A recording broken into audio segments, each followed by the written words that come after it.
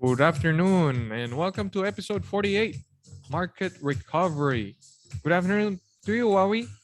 Good afternoon to you, Mark. How's it going? Everything okay?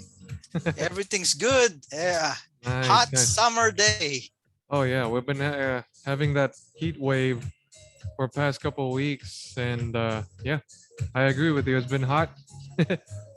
We're Well, lucky. We had a little shower this afternoon that's nice. for a few minutes, but Mm, it's hot again. yeah. Well, listeners, thank you for joining us on another episode. Looks like we've been having a good week so far. Today is June 23rd, Thursday, and we just got our markets closed and looks like we're up, right? We had a late rally, some sort.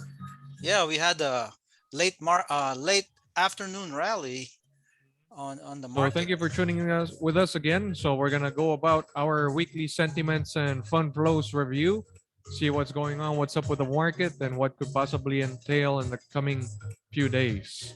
This is your host, Mark Yu. And Wawi Santos. And welcome to the Mark Yu and Huawei Show. Disclosure: this show is made for information service purposes only, not to be considered investment advice. We record once a week. I and Huawei are both physical therapists here in the USA with a passion and interest in researching and investing our hard-earned money in the stock market. For those who have missed the previous episode, we took a look at the layoffs that's happening left and right, big and small companies, upstarts, the crypto sell-off, the stock market sell-off, and the shorts winning big time. We also had our roll the clip segment where we play Wall Street interviews of you know the pundits or the experts in the Wall Street in the money market, and we rolled a clip of an interview with Mike Wilson, Morgan Stanley's chief investment officer, and Fundstrat's Tom Lee. So thank you for supporting us, guys. So here we go. So for this episode, we're gonna go about the sentiments. First of all, we'll always take a look at the American Institution or American Association of Individual Investors survey. So for this week, this was just updated yesterday. Bullish investors have at least lessened a little bit more. So from 19.4% bullish or thinking that the stock market will be up in the next 6 months, we're down to 18.2% as of yesterday. Bearish investors or those who think that the stock market will be down increased from 58.3 to 59.3. Meanwhile, neutral sentiment camp or those who think that the stock market will be flat stayed about the same at 22.5%. So these are definitely wide difference compared to the historical averages of bullish at 38, neutral at 31.5, and bearish at 30.5. So at this point in time, people are bearish. The volatility index, we're actually down in the past 5 days, negative 8.36%. This is for the S&P 500, which we currently have experienced since the stock market have been relatively flat to a little bit of gain so far this week. The Nasdaq volatility, which is the VXN, is also down 6.56% for the past 5 days.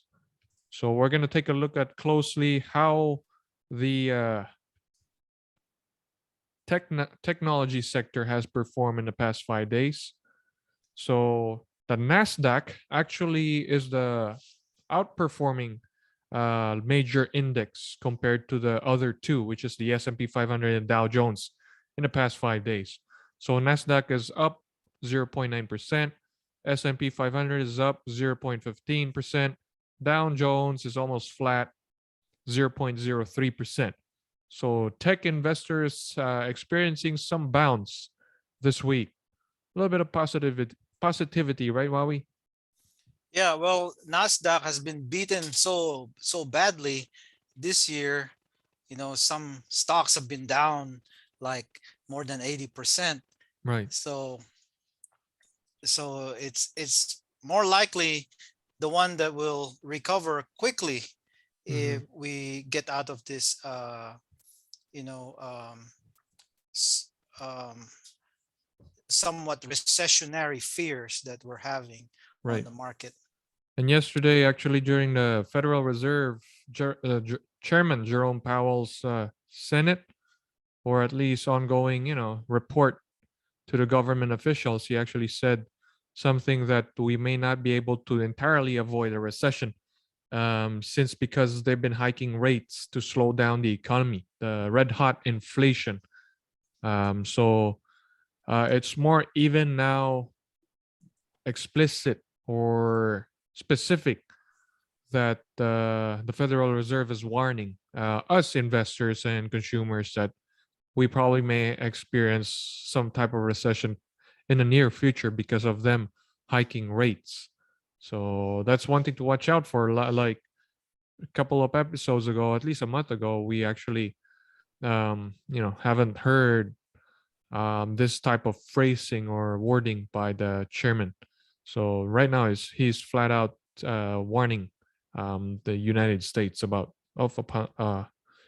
pending possibly type of scenario. But yeah, looking at the commodities, we're looking at the previous 5 days. Oil actually has experienced a slump. WTI, or West Texas Intermediate crude oil, is down 10.2%. Natural gas is down 17%. Gasoline, believe it or not, is down 3%.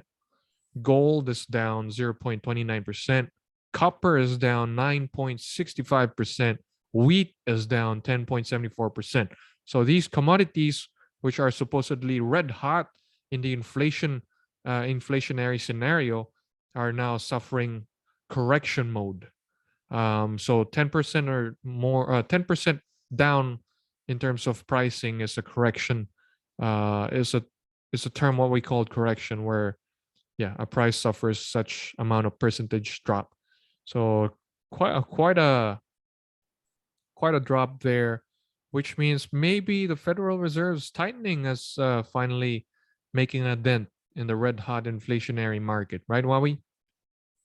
Oh, I would be cautious to say that that's the main reason. Mm-hmm. Um, well, um, we know that we're producing a lot of oil right now, Mm-hmm. but we can't keep up with the demand for for oil, to supply the needs of our country.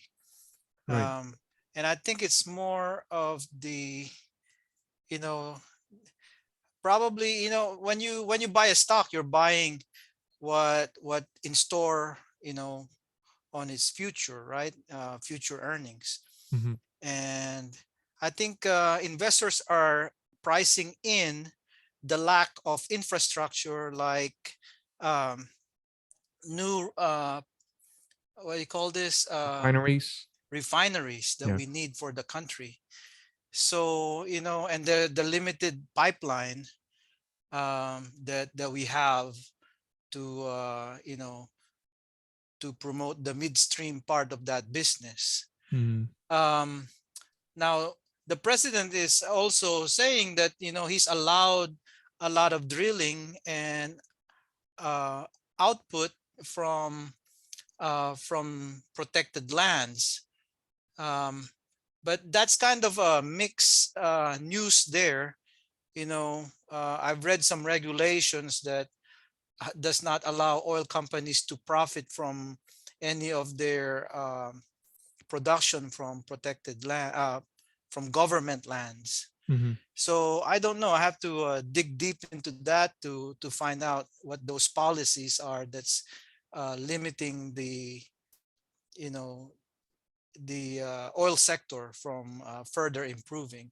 But I know it's the infrastructure for one, and current policies that may be interfering with investor sentiment when it comes to pricing in oil.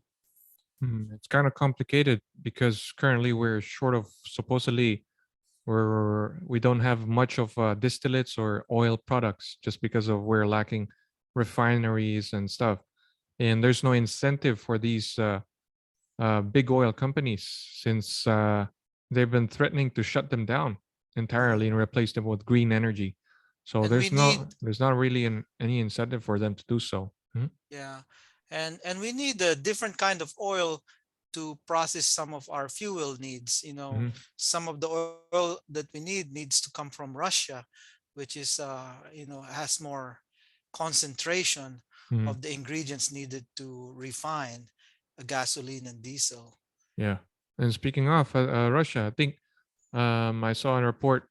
I'm not sure if you've seen that report where India and China are buying bunch like billions and billions of worth of oil from Russia, not fearing any sanctions from the West. Looks like, but they're getting the best deal at $37 a barrel compared to the $100 a barrel here, which is the looks like the standard price. So they're getting bargains, good discounts.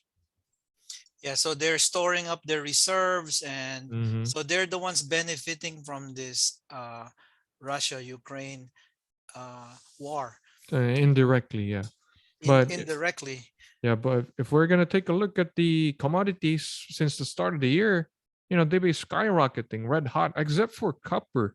Interestingly, you know what they say about copper? Dr. Copper.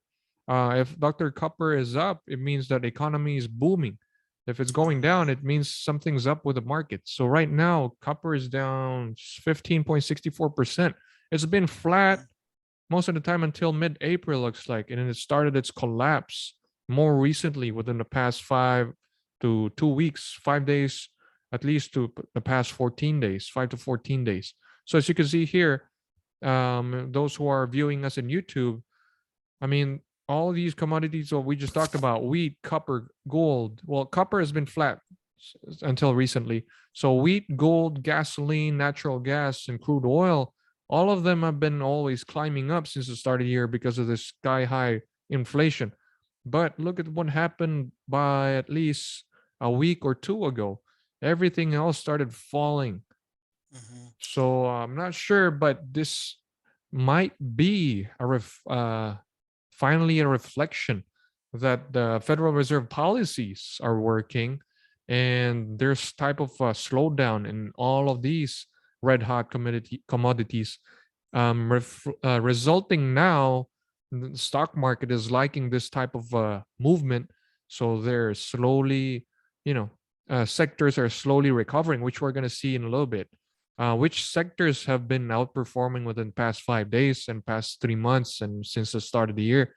Because that will tell us that maybe we already have seen the bottom in the stock market. So we'll see. For the fear and greed index, before we tackle the groups, industry groups, fear and greed, we're still at extreme fear.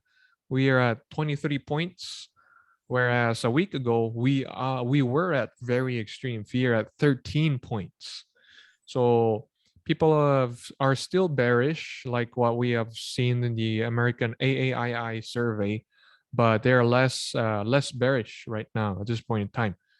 Market momentum, we are still at extreme fear per this chart.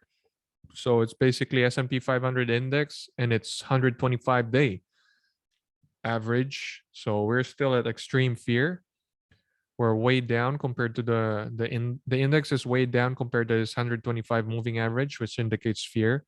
Stock price strength, which is the net new 1 year highs compared to the lows on the New York Stock Exchange. We're still at fear.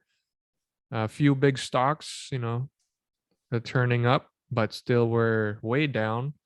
Um, Stock price breadth, which exhibits or which demonstrates the liquidity of the overall stock market, we are still at extreme fear. Not a whole lot of people are trading at this point in time. If so, they mostly sell. That's what their move is. Put and call options, which is the tail that wags the dog, is still up a little bit less compared to last week, but we're still seeing a lot of put options buying, which means people are trying to protect their portfolios. So now we're going to take a look at the fund flows, which is usually done or released on weekends. So this is a report from Reuters. So as of July 17, Reuters says that global investors withdrew big money out of equity and bond funds in the week ended in June 15 on elevated concerns over rising inflation and chances of an economic recession due to aggressive tightening measures by major central banks. So if you listen to our previous podcasts, me and Huawei already discussed how sudden the Swiss bank hike up rates more than anticipated. And, of course, the Federal Reserve also hike up rates at that point in time. So that kind of sent a shock to the overall indices globally. And looks like investors reacted the same, Huawei. They got scared and withdrew a lot of money. According to Refinitiv Lipper, which is owned by Reuters, investors liquidated global stock or equity funds worth a net $30.16 billion, the largest selling since at least July 2020. What do you think about that, Huawei? Investors liquidating the most since the COVID pandemic. I mean, the lockdowns of July 2020. Well, that highlights the fear of, market investors. But as I heard from, Fidelity expert Urian Timmer, Mhm. when we're nearing the end of our cycle, we should look at the emerging markets as flipping and going in the other direction. So if Positive. you look Mhm. at, yeah, positive, if you look at Asia Pacific um, performance, you could see that almost all of the indices in Asia were up as of yesterday. Oh, that's good. So it might be a signal, but it's an early signal for sure. It's prudent not to not to time the bottom, right, or figure out when the bottom is reached. But I think we're near there because typically, on a recessionary phase, we Mhm. normal bottom is around 30%, 20 between 20 and 30%, and I'm pretty sure we hit 20, a long time ago. So We did. Yeah, we're currently at 30+% down in Nasdaq and 20% still bear market at the S&P 500, I believe. mhm. So So we probably haven't hit bottom on the S&P 500, but you could already see that the Nasdaq is trying to ramp up. So it's right. gonna struggle. It's gonna struggle. And Um, yeah, it's good that you've mentioned that too, Wawi, because we're coming up shortly. We're gonna roll the clip on an interview with Morgan Stanley's chief investment officer, Mike Wilson, who has gotten this trade correctly since last November. He had been telling us about this. He'd been warning, actually, as we have been experiencing all-time highs after all-time highs, that this is going to come up soon. He said that the bottom for a recession is not priced in, fully priced in yet at this point of time. And in that interview, you would see like what his target is for the S&P 500 in order for it to be considered as an attractive buy entry. Yeah. So if we go back to the fund flows, investors disposed US, European, and Asian equity funds worth 21.5, 6.97 billion, and about 700 million in Asia. So investors are dumping their investments all over the world last week. Financial, tech, real estate experienced outflows of nearly $1 billion, $500 million, and 400 million respectively. Meanwhile, energy and utilities attracted 470 million, almost $500 million, despite the outflows. And just a moment ago, we've been looking at energy as the worst, or experiencing a lot of like sell-off. Energy, WTI crude, for example, is down 10%, which we're gonna see in the groups or industry performance in a second. So these investors who had just poured their money in energy probably has suffered a lot of losses just within the past 5 days because of that. That $470 million is down 10% at this point in time. So not a good sign for those buyers, energy buyers in the past week. So global bond funds also recorded outflows of $30 billion, the biggest week since July 2020. Investors also sold off in global high yield short term and medium term government bond funds. Also, they withdrew 40.19 billion out of money market funds. So I don't know where they're putting their money right now. Maybe in energy or just plainly just putting them under their mattresses, looks like. They don't want to put their money anywhere. So it's quite interesting.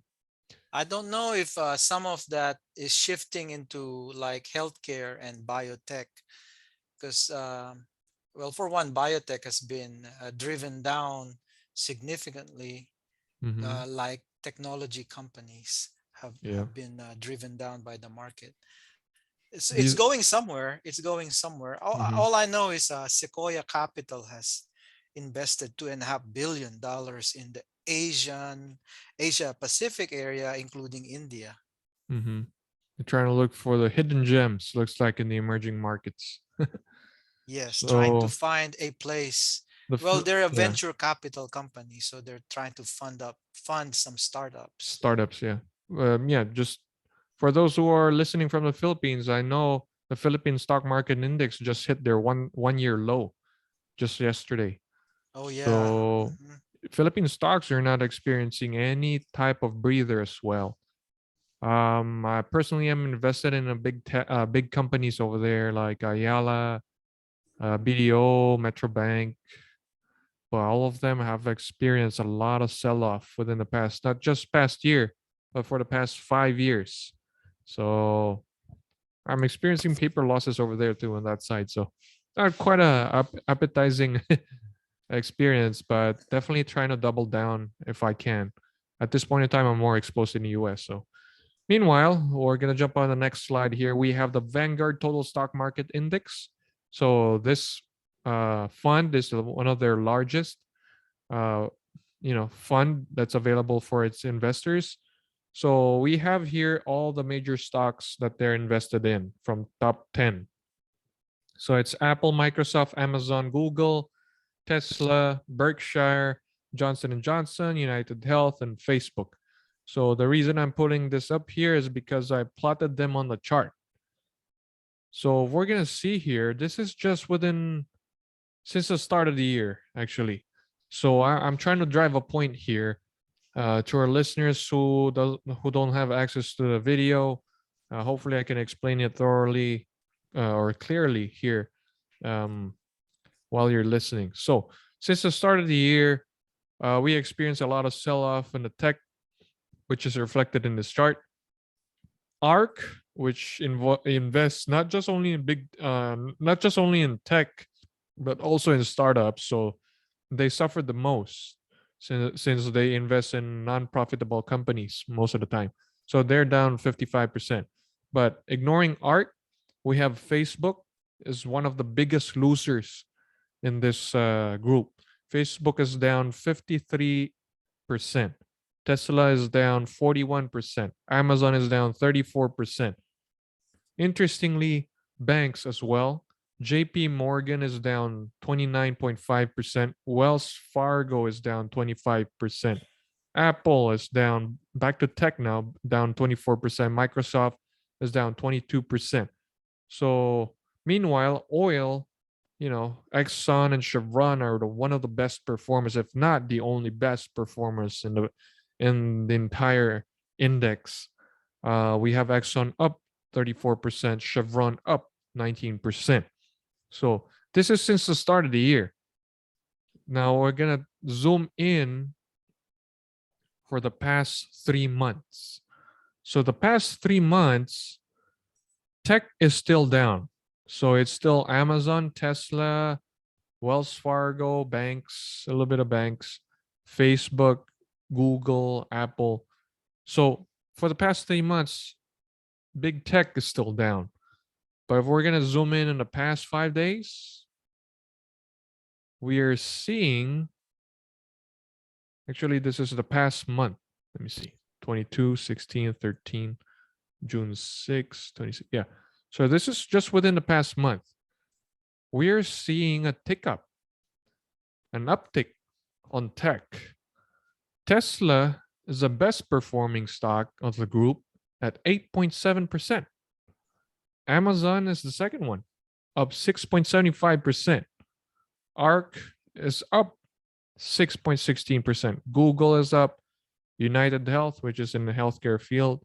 So big tech slowly making a comeback. What do you think, Wowie?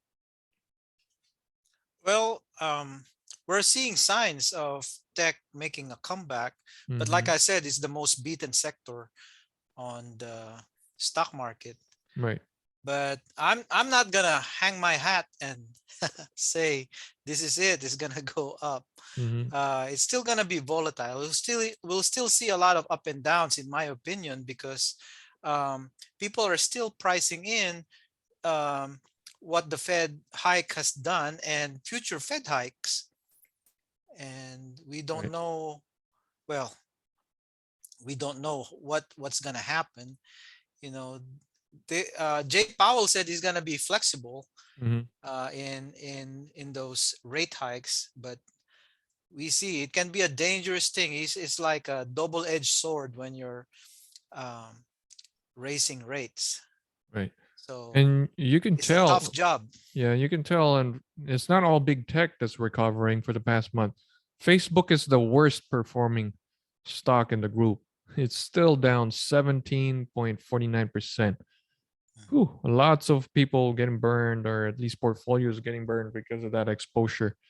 And interestingly, oil. Look at Chevron. It's down 16.6%, almost in the bear market territory for the past month alone. Exxon is actually down 8.9%.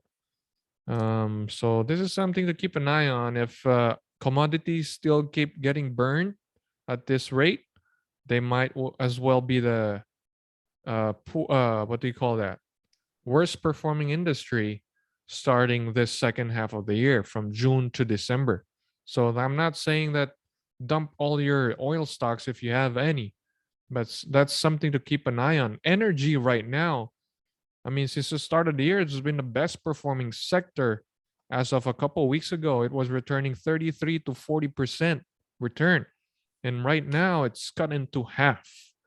Its positive returns is down to 16.8%. So it's still up. It's the only performing sector since the start of the year, and the rest, each and every industry is down in the red. But if energy turns south, I mean, where's the safe haven now?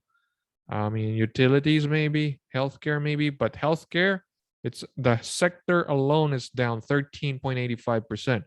So despite the recommendations as a healthy sector to invest in healthcare during a recession, it's still not quite performing very well, even returning negative for its investors. So the past 3 months, it's been always, technology at the bottom of the field, or followed by consumer cyclical. So technology actually is the third worst performing. Worst performing is the consumer cyclical for the past 3 months. Now we're gonna take a look at the past week alone. Look at what happened to energy. Has been massacred. It's the worst performing sector in the past 5 days. It's down 12.66%. So not a pretty sight. All those gains are slowly being erased, looks like, if there were not going to see any recovery in oil prices. Oh yeah, and also I don't think this is coming from any threat at all because from the administration that they're going to say that they're going to be alleviating some federal tax, which is comprised of 18 cents to a gallon. So I don't think that's any threat at all to the energy industry. But there are some movements happening. The Biden administration will soon talk to the Saudis and see whether Saudi can pump more oil and help alleviate the high oil prices. But just by looking at the oil price charts, as like what we just did earlier, oil prices are already suffering quite a drop in the past 5 days. So I don't know which industry is gonna be mostly affected by this. Hmm. Well, we have to see a drop in fuel prices on the pumps. to Mhm. see which sectors are gonna benefit from lower prices if that ever happens. Right. I I But think I'm what. thinking Mhm. agriculture will be affected, transportation, of course, trucks, trucking companies, and retail, of course, will be affected. Um, Yep. I think oil gas, I mean gas prices at the pump are already less than $5 okay. at this point of time. Mm, So, do you know how long the gas holiday is gonna be? Gas tax holiday is gonna be. 90 days. That's So the projected. you have a you have 90 days. And according to a JP Morgan survey, it's gonna only help at least $20 of savings for a year of holiday. But this is just gonna be 90 days. So if it's $20 divided by 12, that's gonna end up roughly $1 and some change a month. So times 3 months, maybe $3 or $4 savings, not that much. So you could tell there's some decline from more than $5 a gallon to less than $5 a gallon, but still quite high compared to historical average. Yep. So for the past week, healthcare is increasing. It's the best performing sector for the past 5 days, followed by real estate. So those two, consumer defensive, utilities. So the recessionary type or defensive type of portfolio increasing. Maybe that's because of the fear of the possible recession looming around. Well, where does travel come into play? Oh, airlines. That would be under Mhm. industrials. It could be Um, industrials or consumer cyclical, because I think they, it's type of a leisure type of activity. mhm. Mhm. So there should be an increase in travel this time of the year, and with lower gas prices, that should encourage a lot of Americans to start traveling and enjoying their summer. Mhm. So we might see an uptick on that sector. Right. Airlines will be under industrials. Airlines. Okay. Industrials for the past 5 days is still down. The sector is down 2.71%. But yeah, worst performing is energy. So this is a screenshot from CNBC published a couple of days ago. Sales of existing homes fell in May, and more declines are expected. So we're definitely witnessing slowdown in the housing sector. So has the mortgage, what's the mortgage, 30-year mortgage rates right now? Do you know? Actually, right now it dropped for past couple of days by a few basis points. Okay. From over 6%, we are down to 5.75% for a 30-year mortgage. So from 6.07% a couple of days ago, we're down to 5.75%, which is So still this pretty could, high compared to last year, but it's it's yes, it's it going is. down a little bit. So it could be a waiting market then. Hmm. All right. So for some Wall Street banks, Deutsche Bank and Citibank see a 50% recession chance. So these are the recession talks that's been ongoing. And back to real estate again, JP Morgan lays off hundreds in home lending after rates surge. Biggest US bank cites cyclical changes in the mortgage markets. So hundreds more to be reassigned and up to at least 1,000 in their mortgage lending department, definitely indicating a slowdown in the real estate market. So I'm thinking about what about those brokers that have signed up with, getting the license and stuff? Because at one point we have more brokers than the listings that were available, right? I think we discussed that back in December. Yeah, there was a shortage, and Hmm. now we have new ones coming in, and they're coming in, and before you know it, they're going like, I just got here. Hmm. Yep. What am I gonna And do now? Now the slowdown is happening. So a lot of supply and demand. So it's pretty hard. And now, what the Federal Reserve is hoping for, it's actually an increase in unemployment. So I don't know how to deal with that because I don't want to lose job. I would take I would take a job and still pay for high prices in terms of inflation instead of losing a job and not making any money and not being able to afford anything. Yeah, So this this is yeah, that's a good point, Mark. So back in 98, I think, Mhm. um, we experienced the same thing. We were fearing for our jobs as physical therapists, and my wife said, "Well, I can always work as a wait staff in a Mhm. restaurant." But this time is kind of different, right? You're coming in, and you know there may not be a place for you to work as a wait staff. I don't know. Right. Yep. And not so long ago, I looked this up in Google yesterday. Back in May, the Federal Reserve was actually touting that there are two job openings per one applicant. So, So it's I still mean, tight. It's still tight. So if as long as it remains tight, then that's okay. but I'm seeing reports too, while as of last week, that there are job offers that are being rescinded, and like Hmm. what we've been discussing in the previous episode, layoffs have been started, and Yeah.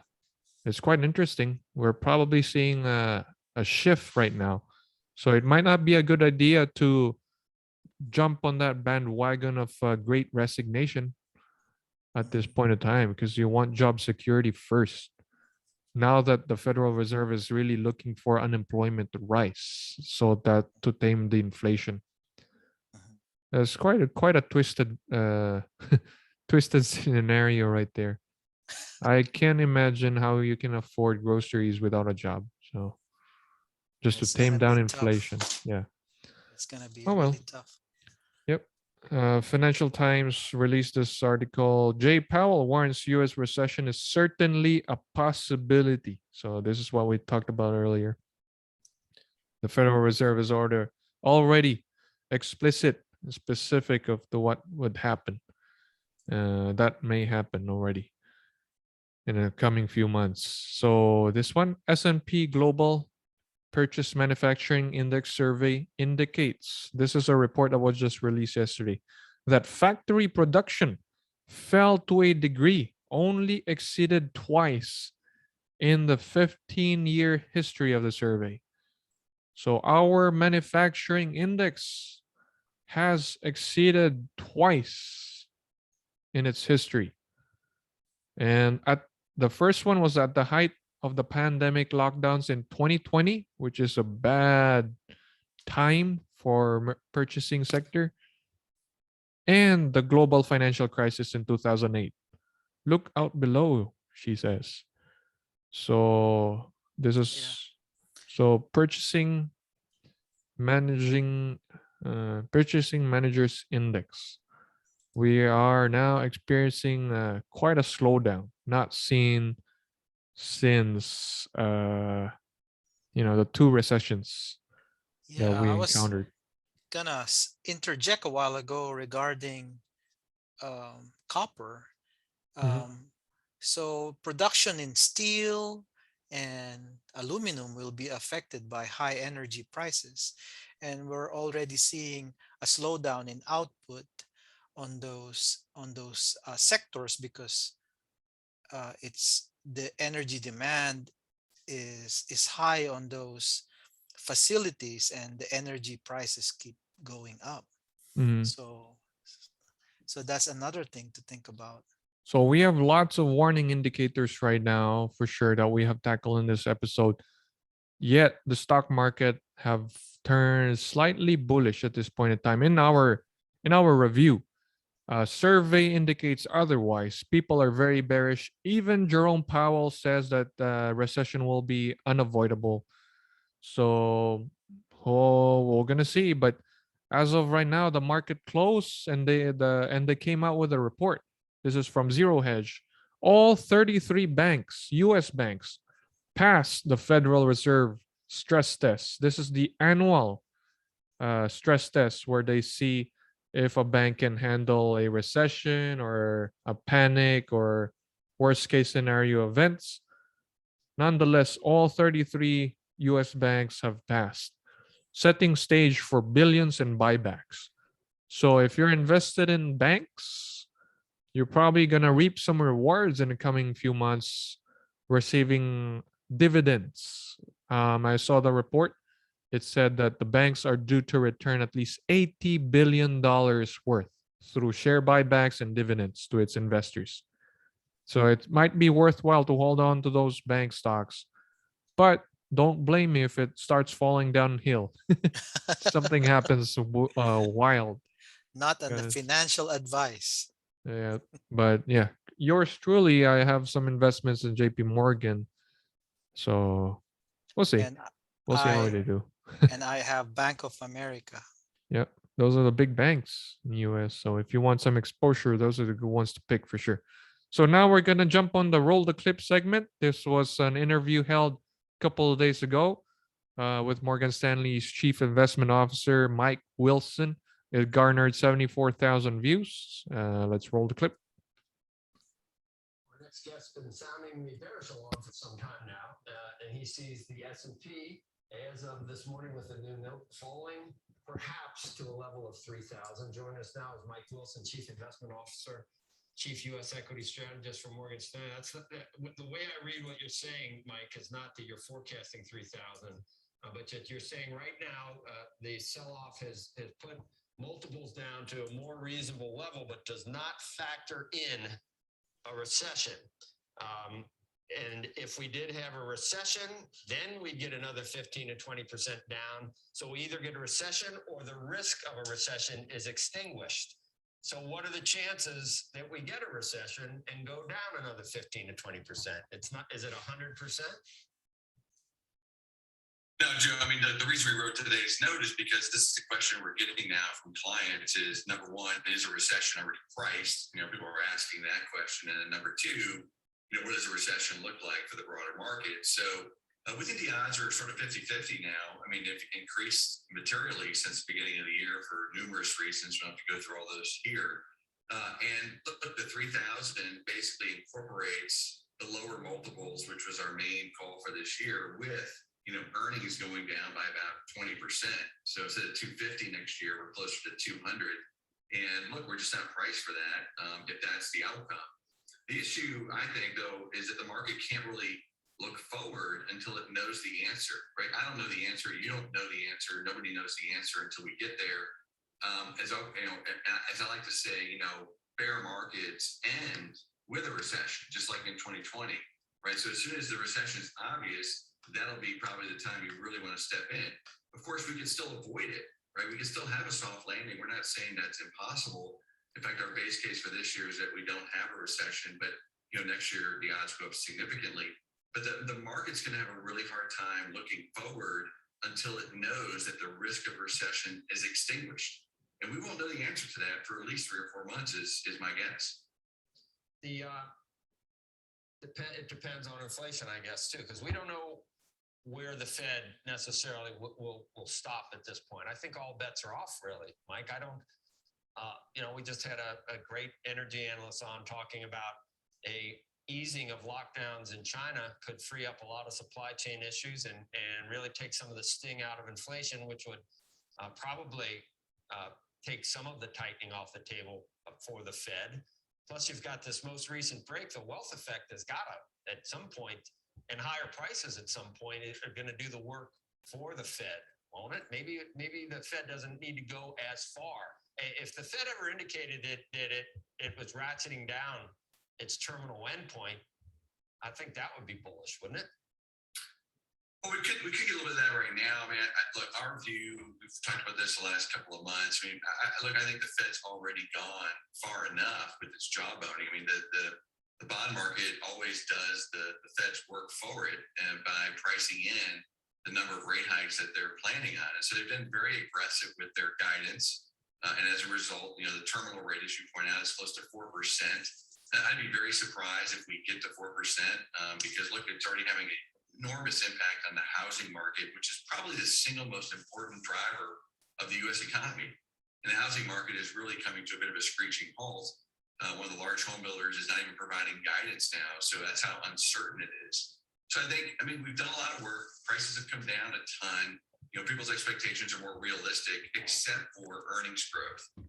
And this is the other thing, Joe, we've talked about this, for all year, which is even in the event a recession is avoided, the earnings numbers are too high because the inflationary pressure on costs is now squeezing margins. I mean, our fire and ice narrative really is playing out to a T, and we've priced a lot of it. We just haven't priced it fully for the recessionary outcome. And even in the event we don't have a recession, it's hard to get much upside above sort of 3,900, 4,000. So you just got to be careful on your entry points here. Right. But the difference between 4,000 and 3,000 is material. That's right. So that's your risk reward, framework. Exactly. And so if we're rallying today, look, I wouldn't be surprised if we rally. I mean, we're so oversold. Our view is more consensus now. People are really bearish. Some people are more bearish than we are. And so we price a lot and we can rally, but you should understand that as you rally, the risk reward gets worse, not better. All right. So as we rally at this point in time, the risk reward gets higher. The risk gets higher if we rally from this point in time.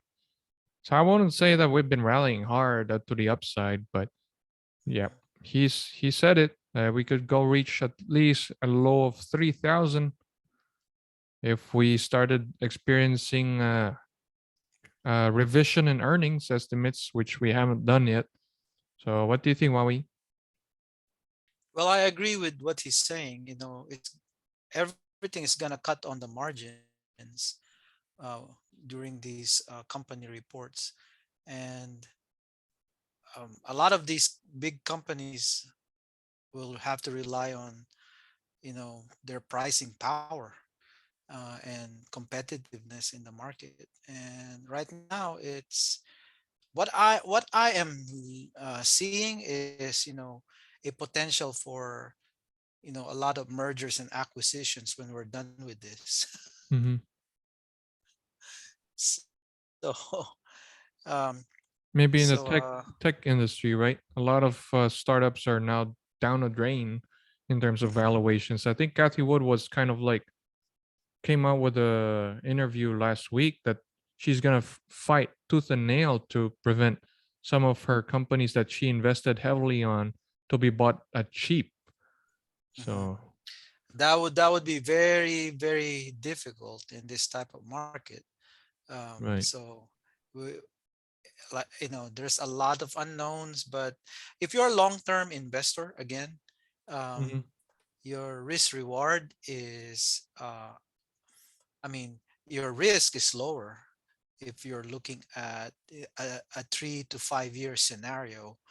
But if you're looking at the 1 year scenario, then there's a lot of unknowns.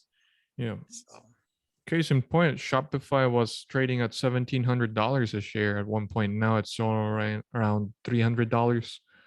So that's a huge dip right there. And a lot of other stocks too, big names. DocuSign, um, yes. Adobe came out with a strong report last week when we came out with our episode. And yesterday just suffered its lowest point in the past 52 weeks or past year. So a lot of stocks are in a discount. So it's for us investors to decide whether we would want those big companies, good companies, to be involved in our portfolio in our investment journey. But yeah, always keep an eye out, and if you believe in a company, might as well pick up a little bit pieces of it every month. That's how you Well, average down. what I did on the group earlier was compare Pepsi Cola and Coca-Cola Company. Mhm. And as I did a 5 year chart, just comparison on a 5 year chart, and you can see how resilient these type of companies are. So These are consumer staples, right? these are consumer staple companies, Hmm. and you will find them there. If you're looking for resiliency, um, you can try some of the short-term treasuries that are very sensitive to rate hikes, like your Vanguard short-term treasury indexes, Mhm. or you can look at some of these consumer staple companies that have been around for so long and look at their charting history and their performance, and you will see how resilient they are in times of market recessions. Right. Well, I think that will do it for this episode. Before we end, Wawi, do you have any quote of the week? Yeah, let me pull it up. It's from Ken Honda, and he says that the simplest thing I can recommend is to express gratitude around money. He said, when money comes into your life, say arigato, thank you. And when you spend money, when money leaves your life, you also say thanks. Makes So it's a sense. good mindset, right? Hmm. It comes and goes, and all it boils down is for us to be thankful. At least we work hard for it. You know, we exchange our time, which is a very important tool in our lives, for these pieces of paper. So I guess we are being thankful, spending and earning it Mhm. makes it worthwhile. Yeah. And always share your blessings. True. All right. Well, listeners, hope you guys learned more in this new episode that we just had. If you have any questions, send it over at markywawishow@gmail.com. I guess this will do it. This is Mark Yu signing out. Wawi Santos signing out.